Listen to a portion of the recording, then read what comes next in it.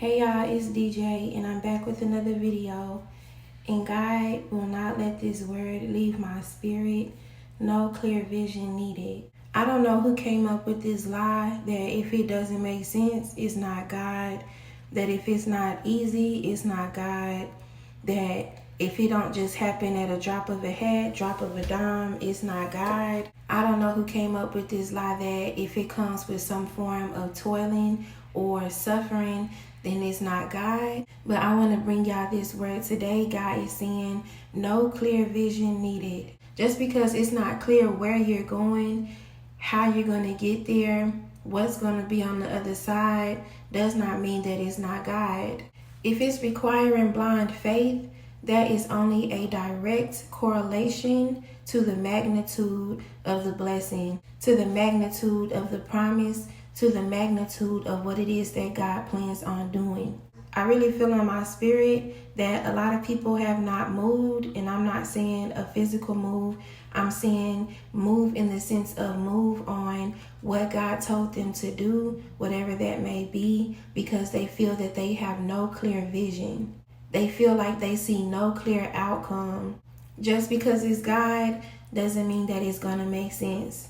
Just because it's God doesn't mean that it's going to always feel good. Now, don't hear that and assume that that thing that your flesh wants that is causing toiling and suffering on your end is now a part of God because you don't see the clear vision. No, I'm saying the things that you know God has given you, the things that you know God has called you to do, those things that make you feel uncomfortable, those things that keep you up at night, those things that you know is God, those things that you know is His will. No clear vision needed. It doesn't have to make sense. Let go of this idea that it has to make sense.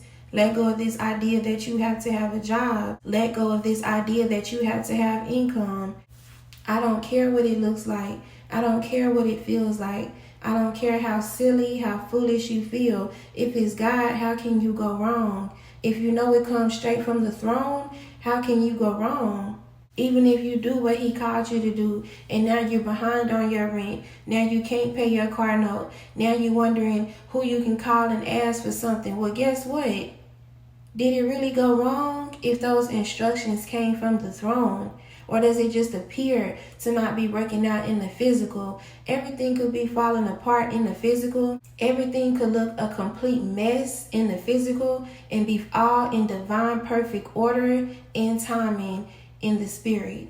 Don't allow the enemy to trick your mind into believing that you have to have the clear vision first.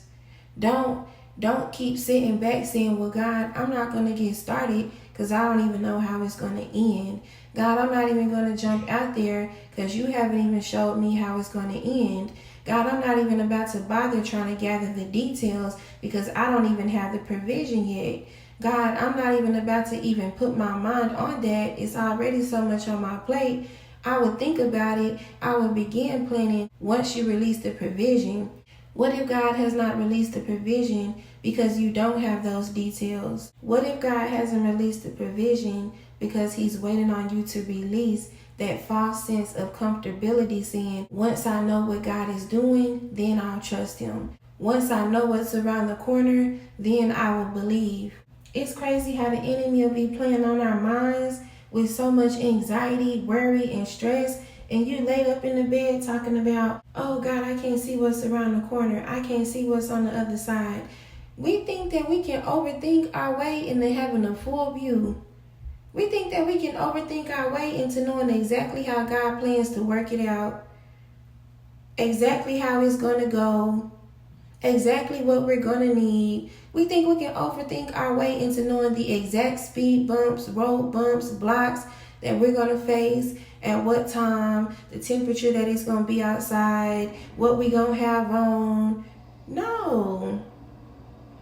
Overthinking don't get you nowhere. Anxiety don't get you nowhere. That is a false sense of comfortability. You may as well let go of this idea that you can hold on to control, because if God is calling you to something, one of the first things He's going to show you is that it is not in your control. If God is truly trying to produce a miracle, birth wonders in you, the first thing he's going to need you to do is realize that you are not in control. Realize that you are not able to lean on your own understanding. You can't figure this out. You cannot figure this out, and nobody can figure it out for you. Because at the end of the day, if God is calling you to a blind faith situation, he's looking to you to solely look to him. He's expecting you to solely look to him. Look to him for instruction. Look to him for purpose. Look to him for reasoning. Look to him for understanding. If God is doing a new thing, who can you ask? If God is doing a new thing, what can you Google? If God is doing a new thing, all your Christian friends can say is, well, girl, you better keep trusting him. Keep turning towards God. God is going to do it. You're not going to get no answers, not the answers that's going to settle your anxiety, that's going to settle your fear, your worry. You got to give that stuff to God and trust the unseen. You have to give that stuff to God and move with no clear vision, with no clear understanding, with no clear outcome. Well, I got enough money for today to go, but then tomorrow I don't know what I'm going to do. Well, guess what? Go anyway. I got enough money to start the business, but I can't even buy not one product to fuel the business. Well, guess what? Start it anyway. I know God told me to get a car. I don't even have the money to get a car. Well, guess what? Go down there and talk to them anyway. Go down to the dealership and see what's available anyway. See if they got the color that you really want anyway. Make the phone calls anyway. Stop waiting on a clear vision, because a clear vision is not coming. God showed you the outcome for a reason. He didn't show you none of the in-between. And to be honest, he didn't even fully show you the outcome. Even the outcome is not clear. Because you cannot even begin to imagine what God truly has on the other side. Stop thinking that your anxiety, that your overthinking is going to somehow put you in a better position. That's not going to do anything but drain you. That's not going to do anything but keep you up at night. I know so many of us have been in situations where we practiced what we were going to say once we talked to our boss. Oh, this why I was late yesterday, and this why this, or we practicing what we going to say to the rent office. We practicing what we going to say to our friend. We practicing what we going to say when we call customer service.